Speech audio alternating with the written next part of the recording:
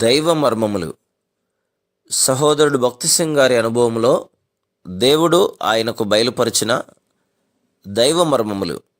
December 30.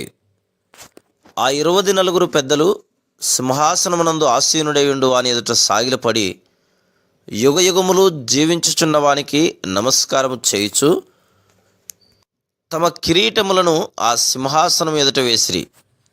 ప్రకటన గ్రంథం 4వ అధ్యాయము 10-11 వచనములు. పెద్దలు జయించు వారికి సాదృశ్యంగానున్నారు. వీరు స్తుతి ఆరాధనతో నిండినవారు. జయించువారు అని చెప్పుటకు బలమైన రుజువు వారి స్తుతి ఆరాధనయే.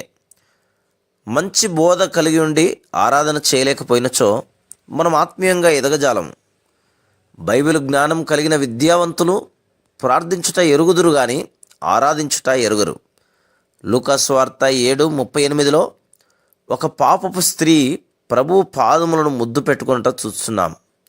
ప్రభువు తన పాపమును క్షమించనని ఎరిగి ఆమె ప్రభువు పాదములను ముద్దు పెట్టుకొని పాదముల మీద అత్తరు పోసెను. అది ఆరాధనకు గుర్తుగానున్నది. అనుభవంతో కూడినదే ఆరాధన. రక్షణ అనుభవమును కలిగిన వారు మాత్రమే ప్రభువును ఆరాధించగలరు. Praise the lord.